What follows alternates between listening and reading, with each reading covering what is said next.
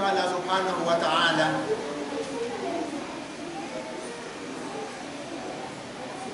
He the Almighty told us in Surah Al-Anbiya, Quran chapter 21,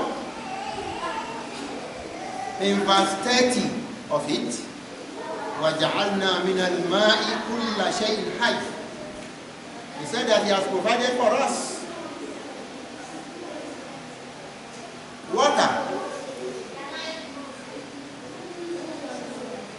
from which every living thing is being created. Because as you know, you yourself, you are created from water. And all living things in this world are created from water. May Almighty Allah continue to shower His benediction and peace upon the seed of His prophet, our leader Muhammad sallallahu alaihi wasallam.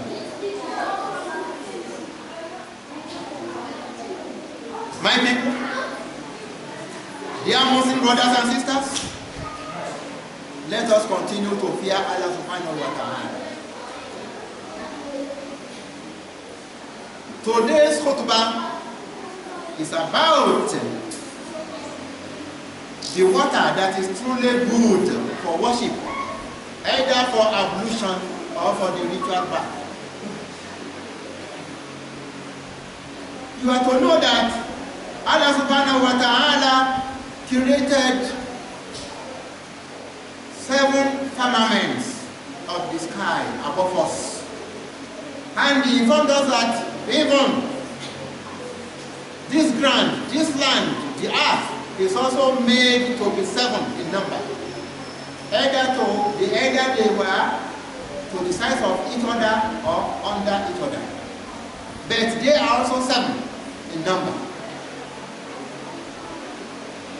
And then Allah subhanahu wa ta'ala made the angels to live in the skies, while He made both human beings and the jinns to live on the surface of this earth.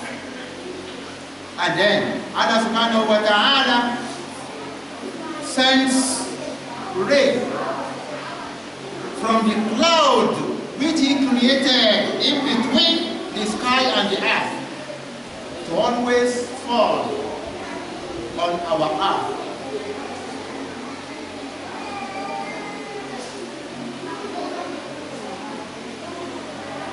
That cloud is created by Allah subhanahu wa ta'ala between the lowest sky above and the upper earth upon which we human beings and the jinns are living.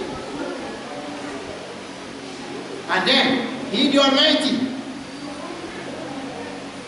cleaved and brought out for the benefit of people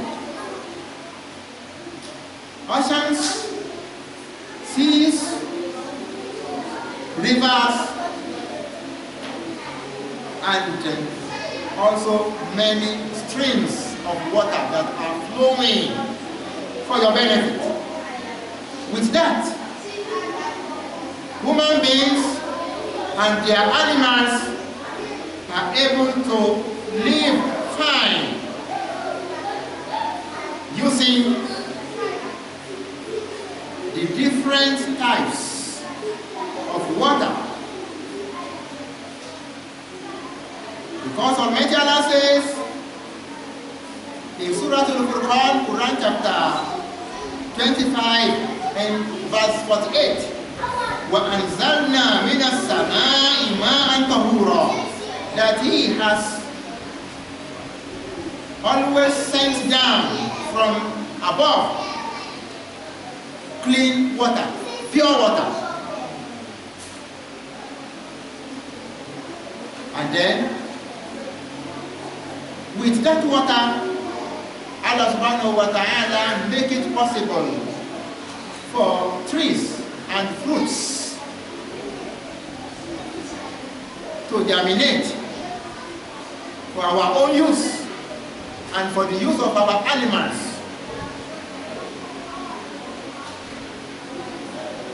And as you should not forget, our father, and that is Adam alayhi salam, was created from the soil of this earth. And then Allah subhanahu wa ta'ala has written upon us that as we are dying, we are to be returned to this earth. And then on the resurrection day, He is going to raise us up. Those of us who perform well in this world will be admitted back to Al-Jannah, from where our father and mother came in the first instance. May Allah count you and I among those who will return to Al-Jannah.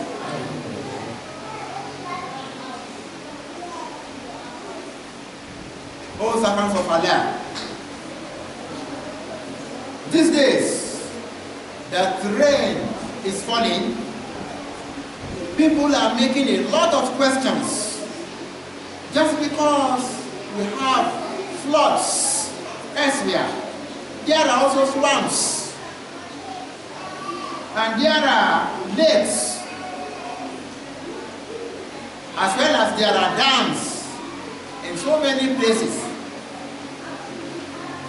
Just as Almighty Allah has inspired people to dig water wells, either ordinary ones or boreholes. And so, which of the blessings of Allah are we going to say is not enough for us?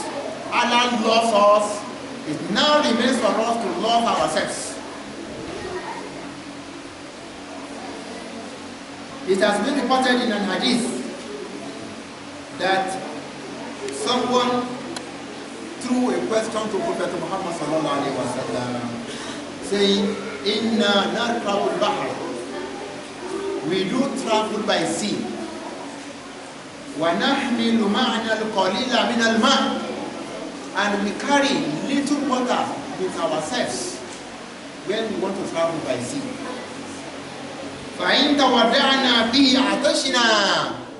If we use that water to make ablution, we will become thirsty with no water to drink. أَفَنَتَوَدَّعُ مِنْ مَاءِ الْبَحْرِ. Can we be making our ablution using the sea water, the same water upon which we are traveling? The Prophet ﷺ answered the man saying, "Huwa tahuru ma'uhu." Of course, its water is good for purifying yourselves. Al-hillu maytatu. Even its dead animals are also halal for you. And that is why we do not slaughter water animals. We don't slaughter them before we consume them.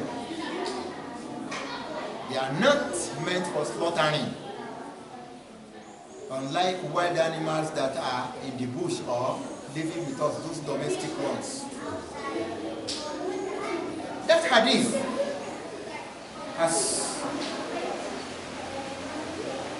legalized for us dead animals of the sea, of water, all of them.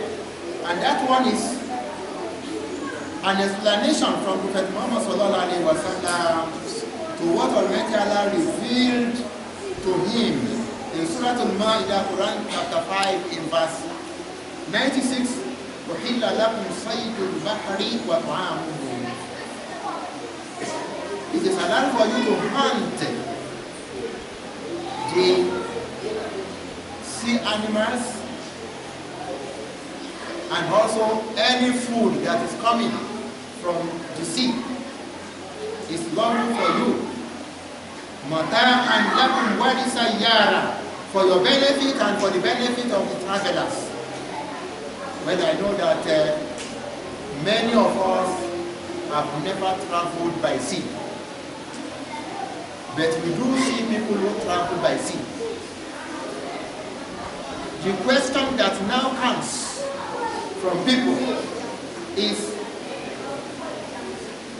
are all types of water good for ablution and ritual bath? The answer is very simple. Water can be pure for use in our ordinary purposes, but may not be good for use in our worships, either for ablution or for ghusl. Once that water is not meant for cleaning in the eye of Shari'ah, it is not everything that is good in your eyes that is good in the eye of Shari'ah. And that is why we Muslims only abide by what our Shari'ah makes lawful.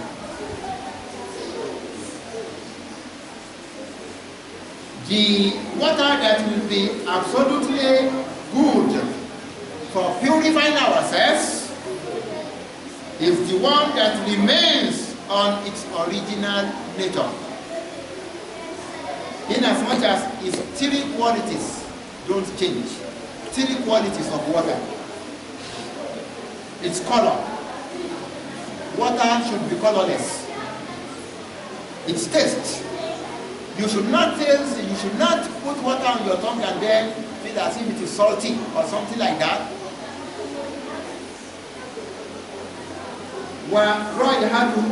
Also, it's called as odor.